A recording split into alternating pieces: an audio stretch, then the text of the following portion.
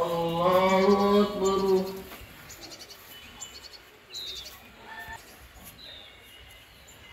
سمع الله لمن حمده الله أكبر الله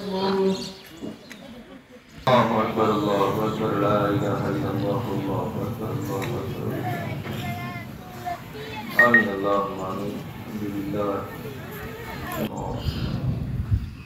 رب ارحمهما كما ربياني صغيرا اللهم اهدنا فيمن هديت وعافنا فيمن عافيت وتولنا فيمن توليت وبارك لنا فيمن قضيت بقبول المنظور فرمان يا الله يا رب العالمين يا أكرم الراحمين يا أكرم الأكرمين يا مالك كل شيء وفقك كما تريد الله وإن لم تغفر لنا وترحمنا لنكونن من الخاسرين ربنا آتنا في الدنيا حسنة وفي الآخرة حسنة وقنا عذاب النار وقنا عذاب القبر وقنا عذاب سكرات الموت وقنا عذاب يوم القيامة يا أرحم الراحمين সমূহ ৰাইজক ঈদ উল ফিতৰৰ শুভেচ্ছা জ্ঞাপন কৰিছোঁ তথা অসমৰ সকলোকে মই ঈদ মুবাৰক জনাইছোঁ।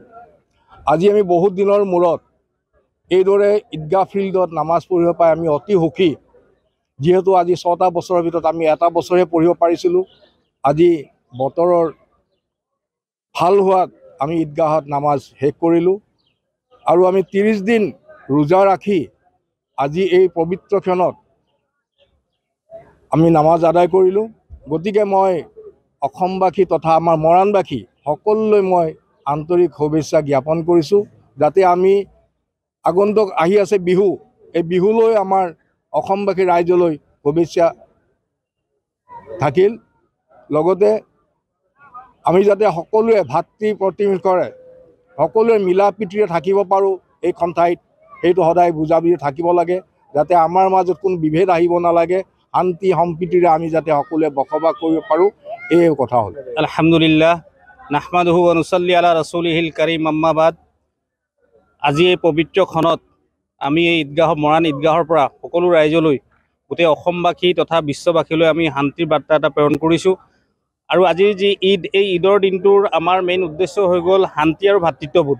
গতিকে আমি শান্তি বিচাৰোঁ, আমাৰ দেশখনত শান্তি হওক, সকলো দিশৰ পৰা আমি সুখেৰে থাকোঁ, সকলো ভাতৃত্ববোধ বজাই ৰাখি ভাতৃত্ববোধৰ এনাজৰীডাল মজবুত কৰি ৰাখি আমি সকলো একেলগে আগুৱাই যাওঁ, দেশৰ উন্নতি হ'ব, সেইটোৱে বিচাৰোঁ, সেইটোৱে কামনা কৰোঁ।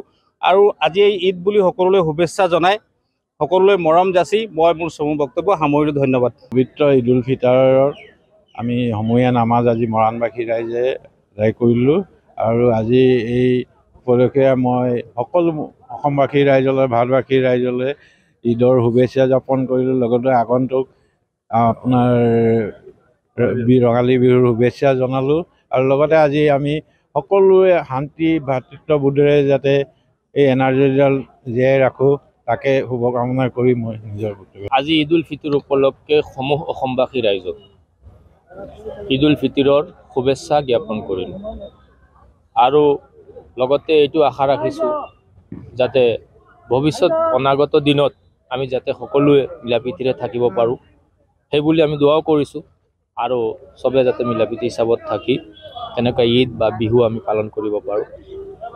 বিশ্ব শান্তিৰ কাৰণে কুৰাণৰ দুটামান লাইন আপুনি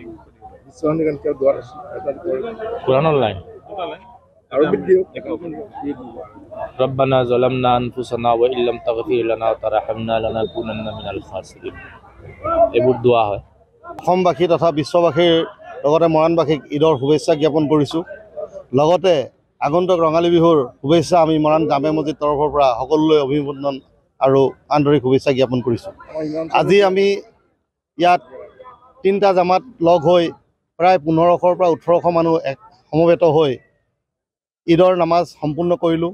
যিহেতু আমি এমাহ জোৰা উপবাসে থাকি ৰোজা ধৰি আজি আমাৰ এই ঈদৰ নামাজটোৱে হ'ল আমাৰ ঈদ উল ফিতৰৰ মেইন উদ্দেশ্য আৰু আমি সকলোৱে সমবেত হৈ নামাজ আদায় কৰাৰ পাছত আমাৰ মৰাণ জামে মছজিদৰ পেছ ইমাম চাহাব তথা মৌলানা আতিকুৰ ৰহমান চাহাবে ঈদৰ নামাজ পঢ়ায় আৰু বিশ্ব শান্তিৰ কাৰণে আৰু সকলো জাতি জনগোষ্ঠী একেগোট হৈ থাকিবৰ কাৰণে আল্লাহৰ ওচৰত দোৱা খোজে।